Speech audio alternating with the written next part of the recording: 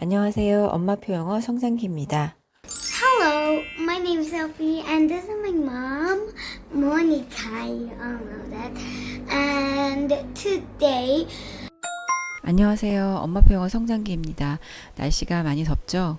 엄마표 영어 잘 진행하고 계신가요? 엄마표 영어를 남들과 똑같이 진행하고 있는데 왜 내 아이만 제대로 된 성과를 보이지 못하는 걸까? 라는 생각을 하면서 불안해 하시는 분들이 있죠. 역시 엄마표 영어는 내 아이에게 맞지 않는구나 라고 하면서 불안한 마음에 학원을 알아보시는 분들도 있으실 거예요. 제가 처음 엄마표 영어를 해야겠다고 결심을 했던 것은 미국의 어느 언어학자의 말 때문이었습니다. 처음 시작은 그래요. 내 주변 누군가의 말 또는 우연히 접한 미디어 때문이죠. 우연히 접한 그 무엇 때문에 우리는 중요한 것을 놓치지 않을 수 있는 거예요. 오늘 소개해드리는 영상을 끝까지 보시면 큰 도움이 되실 거라고 믿습니다. 많은 엄마표 영어 관련 책들이 영어보다 중요한 것은 아이와 엄마와의 관계라고 말을 합니다. 왜 그럴까요? 잠수란 책에서 소개하고 있는 영어 교육 성공 비결이란 부분을 잠시 소개해 드릴게요. 1번, 조급증을 버려야 성공합니다. 2번, 아이와의 관계가 좋아야 꾸준히 할 수 있어요. 3번, 쉽고 단순하게 진행해야 오래오래 할 수 있어요. 4번, 영어가 재미있어야 평생 친구가 됩니다. 다 맞는 말이긴 한데 이 네 가지 중에 가장 중요한 것은 바로 아이와 관계가 좋아야 꾸준히 할 수 있어요 라는 부분입니다. 아이의 정서가 안정되어야 학습에서도 성과가 보이기 때문입니다. 잠시 책 내용을 읽어봐 드릴게요. 영어보다 더 중요한 것이 아이와의 관계입니다. 욕심이 앞서거나 의욕에 넘쳐 아이 마음을 헤아리지 않고 무작정 하다가는 이것도 저것도 다 싫다고 거부하게 될 수 있습니다. 아이와 사이가 좋아야 영어도 잘 진행할 수 있습니다. 아이의 감정에 공감해주고 아이의 이야기를 끝까지 들어주세요. 많이 껴안아주면서 사랑한다는 표현도 자주 해주시고요. 아이들은 부모의 사랑을 충분히 느끼고 만족해야 부모가 이끄는 대로 믿고 따라옵니다. 저는 처음부터 엄마표 영어를 염두에 두고 밀착 육아를 하다 보니까 아이와의 관계가 굉장히 좋은 상태가 되었어요. 지금도 어떤 다른 분야를 하더라도 저와 아이와의 궁합이 굉장히 좋은 편입니다. 그런데 만약이라는 생각을 해보죠. 유아 때는 그렇게 신경을 쓰지 않다가 갑자기 초등학교 이후에 엄마표 영어를 해야겠다는 생각에 밀착 육아를 시작하고 그랬다면 그 아이와의 관계가 크게 좋을 수 있을까라는 의문은 갖게 돼요.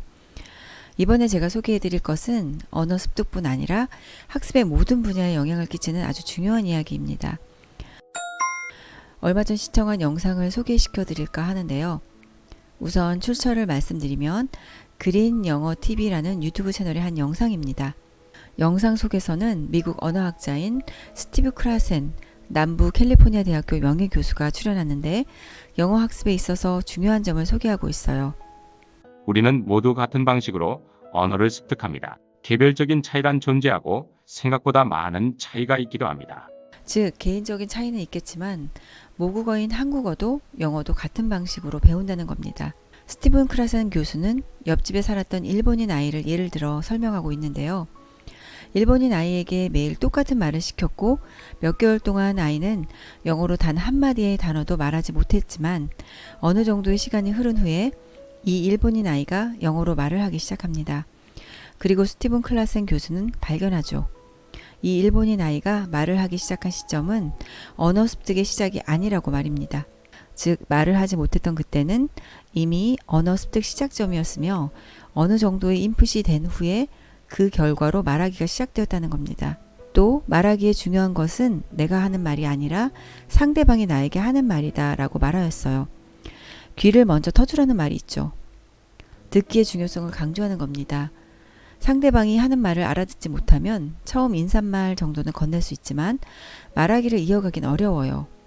저도 아이 때문에 외국인 친구들을 만들게 되었고 직접 체험하면서 더 공감하게 되었는데요. 언어 습득의 성공에는 몇 가지 요인들이 있다고 교수는 강조합니다. 첫 번째, 동기부여입니다. 두 번째는 자존감입니다. 더 높은 자존감과 자신감을 가진 학생들이 언어 습득을 더 잘한다고 말합니다. 세 번째는 불안입니다. 불안감이 낮을수록 언어 습득이 더 잘 된다고 말합니다. 불안감이 0%가 되어야 한다고 강조합니다. 왜일까요? 만약 학생이 의욕도 없고 불안감이 높고 방어적인 자세를 취하고 어학 수업은 자신의 약점이 드러나는 장소라고 생각을 한다면 인풋을 이해할 수는 있지만 언어 습득을 하는 뇌의 그 부분에 도달하지 못하고 오히려 막는 부분이 있다라고 말을 하고 있어요. 촘스키 박사는 두뇌 어딘가에는 언어 습득 장치가 존재한다라고 말했습니다. 예를 들어 같은 반에 두 아이가 있는데 둘 다 이해가 가능한 인풋을 주었는데 한 명은 발전하고 다른 한 명은 발전하지 못한다면 그것은 인풋을 관통하는 장소의 문이 열려 있는지 닫혀 있는지의 여부 때문이라고 말하였습니다. 지금까지 언어학자인 스티븐 크라센 교수의 말씀을 소개해드렸는데요. 어떻게 느끼셨나요? 다음에 소개시켜드릴 영상도 같은 맥락에서 보실 수 있다는 생각이 들어서 함께 소개시켜드릴게요. 이번 영상은 지난 주말 방송한 SBS 스페셜 당신의 아이는 혼자 공부할 수 있습니까? 편입니다. 환경, 부모와의 관계, 아이의 불안감 등이 언어 습득뿐 아니라 다른 학습에 어떻게 영향을 줄 수 있는지 연관성을 찾게 해주는 부분이 있었어요. SBS 스페셜 당신의 아이는 혼자 공부할 수 있습니까? 에서는 혼공이 불가한 여러 명의 아이들이 출연하는데 그 중에 아무리 공부해도 학습 부진을 겪고 있는 어느 여중생에 관한 이야기입니다. 장세윤이라는 중학교 3학년 여자아이였는데요.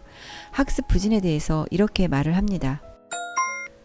중학교 2학년 시험을 망쳤을 때 엄마로부터 너 이제 어떻게 하냐 이런 말을 많이 들어서 그런 말을 또 들을까 불안해진 상태에서 시험을 보니까 이게 답이 맞나 안 맞나 헷갈려서 자꾸 답을 고치게 돼요 라고 말합니다.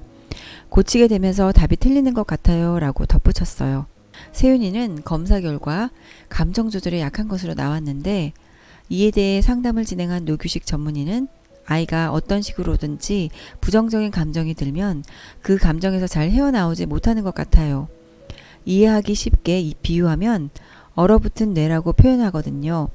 뇌가 얼어붙어 있으니까 잘 안 돌아가고 삐걱거리고 또 기억이 잘 안 쌓이게 되는 거죠 라고 말합니다. 이 말을 듣던 엄마가 놀란 모습으로 그럼 문제를 풀 때 기억이 안 나는 거예요? 라고 묻습니다.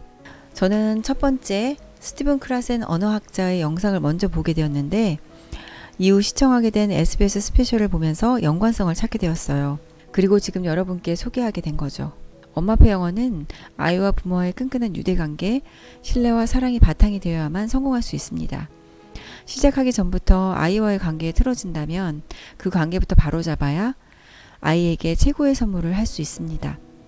앞서 소개해드린 내용들을 참고해서 보시면 무엇이 중요한지, 왜 부모와 아이와의 관계를 그렇게 강조하고 있는지 아실 수 있어요. 오늘 영상 도움이 되셨나요? 감사합니다. 엄마표 영어 성장기 유튜브 채널에서는 경험담과 팁을 알려드리고 있어요.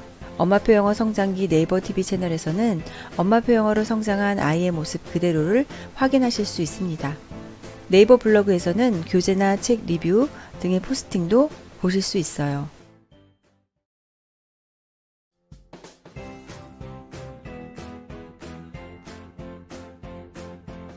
구독과 좋아요 감사합니다.